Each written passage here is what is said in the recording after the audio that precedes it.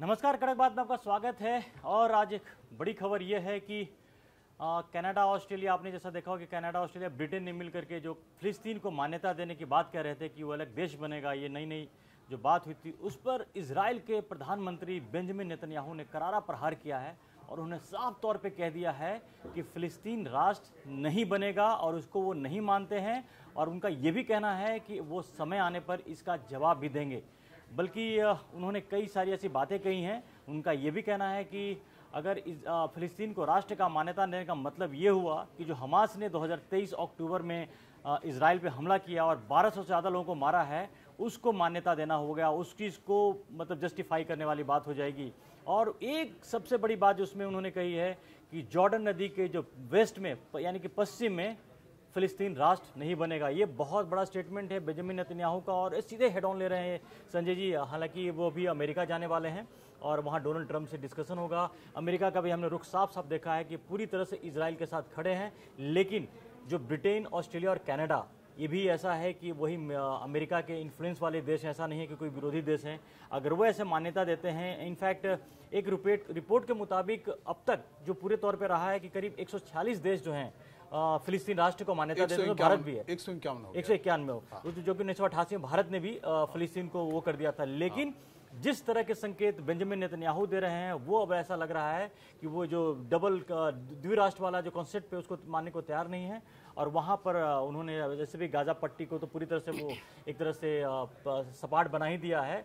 और मुझे नहीं लगता कि पैर अपने पीछे खींचने वाले यूनाइटेड नेशन की बात को भी मानने को तैयार नहीं है और तमाम जो चीज़ें वो खतरा मानते हैं। उनका ये कहना है कि फिलिस्तीन राष्ट्र का मतलब है कि इजराइल के सुरक्षा को खतरा है और वो तमाम वो चीज़ें हैं। तो आप इसको आप कैसे देखेंगे? बड़ी अजीब बात है। हम कहते हैं हमको पाकिस्तान से खतरा है तो पाकिस्तान के राष्ट्र की मान्यता खत्म कर दो, पाकिस्तान राष्ट्र है ही नहीं। ये कौन सी बात? लेकिन उसमें उनका लॉजिक भी है ना कि जिन एरिया को युद्ध में इजराइल जीत चुका है वहीं पर फिलिस्तीन राष्ट्र बनाने की बात लगातार उठ रही है। नहीं, फिलिस्तीन राष्ट्र बनाने की बात नहीं। वो देखिए, लंबे समय से अरसे से 1967 के बाद से फिलिस्तीन बिल्कुल अलग है इजराइल से। उसमें इजराइल ने कब्जा उस पर किया हुआ है, उसके वेस्ट बैंक का क्षेत्र वो अलग है, इधर गाजा वाला क्षेत्र वो अलग है और पूर्वी यरूशलेम को लेकर के विवाद होता रहा है। तो आप ऐसा नहीं, फिलिस्तीन की ही धरती पर इजराइल बना हुआ है और अब आप कह रहे हैं हम उसको मान्यता नहीं देते। 151 देश अगर उसको मान्यता दे चुके हैं। संयुक्त राष्ट्र संघ का वो गैर पर्यवेक्षक सदस्य एक कैटेगरी होती है, पूर्ण सदस्य नहीं है लेकिन ऑब्जर्वेटरी मेंबर है, तो उसको मान्यता दे चुके हैं। केवल नेतन्याहू ये बात इतने दम से इसलिए कह रहे हैं क्योंकि अमेरिका का हाथ उनके सिर पर है।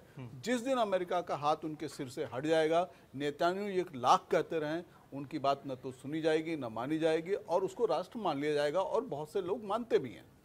लेकिन ये बताइए कि लेकिन राष्ट्र मानने से क्या होगा? जिस तरह से एक जगह खाली जो करा ली गई, कम से कम देखिए वेस्ट बैंक को लेकर तो कहीं से कुछ इजराइल ने ऐसा कुछ किया भी नहीं, वहाँ पे तमाम जो चीज़ें हैं। लेकिन गाजा का जो पूरा इलाका है, अब आपको ऐसा लगता है कि अब एक बार जब वहाँ पर सारी चीज़ हटा दी गई हैं, वहाँ से लोग चले गए हैं, ऑलमोस्ट लोग चले गए हैं वहाँ पर, तो अभी भी बचे हैं, थोड़े बहुत बचे हैं, तो क्या उसको दोबारा वहाँ पर एज ए फिलिस्तीन राष्ट्र बना करके उसको वो संभव होगा क्या? इतनी आसानी से इजराइल वहाँ से हटेगा क्या? नहीं, इजराइल गाजा से तो नहीं हटने वाला। लेकिन आप एक चीज़ देखिए, मुझको एक चीज़ याद आती है कि अफगानिस्तान में जब तालिबान बामियान की मूर्तियों को नष्ट कर रहा था, तब पूरी दुनिया चिल्ला रही थी, हम भी बोले कि देखिए ये तो सब ऐतिहासिक चीज़ों को विनाश कर रहे हैं, नष्ट कर रहे हैं। गाजा पट्टी में भी यही हुआ है। गाजा पट्टी में बहुत प्राचीन मस्जिदें थी, चर्च था, कलाकृतियाँ थी, वो सब नष्ट हो गई हैं। आज और कल के अखबार आप देखिए, उसमें अखबारों में फ़ोटो निकली हुई है कि इजराइल किस तरह से बहुमूल्य प्राचीन कलाकृतियों को उसने तबाह कर दिया। तो लेकिन यह है कि ये सब गाजा को आप बेशक, आपको ये था कि गाजा में नहीं रहना है किसी को, गाजा से आप लोगों को निकाल देते। वैसे हालांकि निकालना भी बहुत दुखदाई चीज़ है, पलायन हो रहा है इतने लाखों लोगों का, इतनी जिंदगियां कहाँ जाएंगी, कैसे जाएंगी, आके क्या करेंगे। तो लेकिन एक बात है कि इजराइल को किसी से खतरा है और उस खतरे के कारण उसने अपने आसपास के सारे देशों को एक तरह से अपने कंट्रोल में वो लेना चाहता है, अपने तरीके से चलाना चाहता है, उनको मान्यता भी नहीं देना चाहता है। ये थोड़ा मुझको लगता है ज़्यादा है। ज़्यादा तो है, लेकिन अब जिस तरह की चीज़ें आगे बढ़ रही हैं हो सकता है कि एक नेतन्याहू एक बार्गेनिंग मोड में भी हो, क्योंकि उनको पता है कि ऑलरेडी जो देखिए वेस्ट बैंक तो खाली कराने का नहीं इजराइल क्योंकि प्लान है नहीं ऐसा कुछ वो है, वेस्ट बैंक में शांति है, शांति है। हाँ। तो अगर क्या हम ये मानकर चलें कि आने वाले टाइम में जो ऐसे भी इजराइल को कभी पहले दिक्कत नहीं रही है, फिलिस्तीन का जो जिस तरह से उसको कैटेगरी दी गई थी वेस्ट बैंक को, दिक्कत है ही नहीं, तो क्या ऐसा तो नहीं है कि अभी इजराइल इस बात को कह रहा है कि वो नहीं होने देगा, लेकिन गाजा इलाके को छोड़ करके जो वेस्ट बैंक का इलाका है उसको मान लेगा कि चलो इसको आप वो कर दो, क्योंकि इजराइल का अभी कोई भी प्लान नहीं है और आगे का भी मुझे ऐसा लगता नहीं कि वहां के लेकर कोई इजराइल का प्लान। लेकिन जिन इलाकों की हम बात कर रहे हैं कि गाजा उसके आसपास या यरूशलेम, ईस्ट यरूशलेम में, वहां पर तो कई सारी यहूदी बस्तियां बसा दी गई, वहां पर लाखों इजरायली यहूदी रहते भी हैं। तो यहाँ तो बड़ा मुश्किल है कि पूर्णतः किसी को वो देना, क्योंकि याद कीजिए कि जब फिलिस्तीन राष्ट्र की मांग अगर होती है तो उसमें यरूशलेम पे भी कब्जा, उसमें कहते वो हमारा क्या, हमारी जगह वही है। वो विवादित क्षेत्र है और देखिए इसीलिए ये हुआ है कि पूर्वी यरूशलेम पर कब्जा इजराइल का भी है, फिलिस्तीन का भी है। फिलिस्तीन ने भी वहाँ पे अपनी राजधानी बना के रखी हुई है, वहाँ पे मिक्स यहूदी भी हैं और फिलिस्तीन के लोग भी रहते हैं। लेकिन आप देखिए 1988 में जब से फिलिस्तीन बना, यासर अराफात ने उसको बनाया, उसके बाद से लेके अब तक वहाँ पर कमोबेश शांति है, वहाँ पर कोई इस तरह की आतंकवादी हरकत नहीं होती है, वहाँ पे हमास का कंट्रोल है। और हमास ने इतने सालों में, कम से कम 4-5 दशक हो गए हैं, इतने सालों में 4 दशक तो हो ही गए 1988 के बाद आप मान लीजिए, तो उसने दिखा दिया है कि वो शांति से चीज़ें चला रहा है और गाजा के साथ उसकी नहीं बनी, इसीलिए हमास के साथ नहीं बनी, इसीलिए हमास गाजा को लेकर अलग हो गया।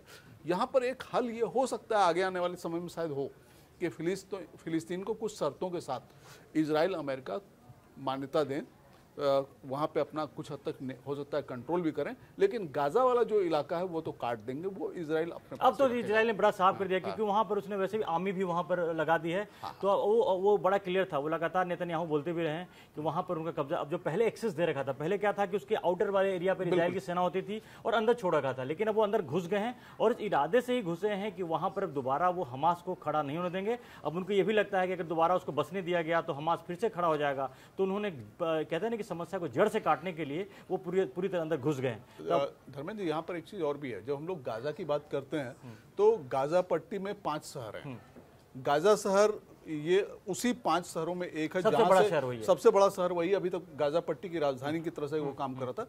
लोग जो पलायन कर रहे हैं वो उस गाजा शहर से कर रहे हैं, बाकी जो गाजा पट्टी के शहर हैं वहां पर चीजें यथावत हैं, वहां से पलायन लोग नहीं कर रहे हैं और वहां भी इजराइल उसको खाली भी कराने नहीं जा रहा है। हालांकि इजराइल ने कहा है कि हम पूरी की पूरी गाजा पट्टी खाली कराएंगे, लेकिन वो उसको नहीं कराने जा रहा है। तो यहाँ पर यह भी एक सवाल है कि गाजा पट्टी के जो बचे हुए 4 शहर हैं जहाँ पर अभी तक शांति है, सब कुछ है, वो किसके कंट्रोल में जाएंगे? वो इजराइल क्या खुद कंट्रोल करके उनको शासित करेगा, या वो फिलिस्तीन, चूंकि एक पूरा का पूरा देश है, फिलिस्तीन देर सवेर तो आपकी इसी बात में शायद इसका जो पूरा सॉल्यूशन जो दिख रहा है शायद ऐसा ही हो कि नेतन्याहू ऐसा कहे कि मान्यता नहीं देते हैं, लेकिन कुछ ना कुछ अंदर अंदर पक रही होगी, ये बातें जरूर पक रही होगी। और अमेरिका का जो स्टैंड रहा है वैसे भी डोनाल्ड ट्रंप अपनी चीज़ों को एकदम से बाहर करते नहीं है, वो लगातार अंदर अंदर चीज़ों को रखते रहते हैं। और अगर ब्रिटेन, चूंकि ब्रिटेन अमेरिका का सबसे पुराना और सबसे करीबी अगर माना जाए तो ब्रिटेन को माना जाता है, तो ब्रिटेन कभी कोई स्टैंड नहीं लेता जहां पर अमेरिका की उसमें नाराजगी हो। तो अगर ब्रिटेन भी अगर इस बात को बोल रहा है तो मुझे तो कई बार लगता है कि अभी ट्रंप ब्रिटेन होकर देखिए, ये हम बार बार बहुत सारी बातें करते हैं।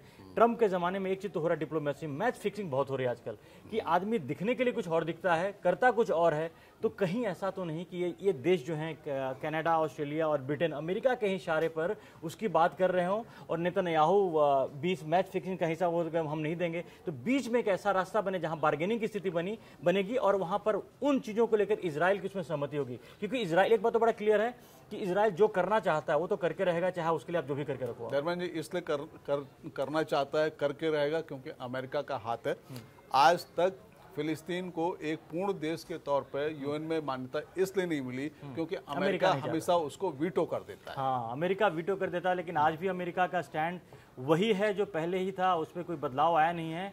और ये पूरे मसले में जब से बेंजामिन नेतन्याहू अगर फिलिस्तीन वहाँ गाजा के इलाके में जब हमला वहाँ पे लगातार भी हो रहा है तो अमेरिका चुप बैठा है। अमेरिका चुप ही नहीं बैठा है, या यूँ कहें कि साथ बैठा है।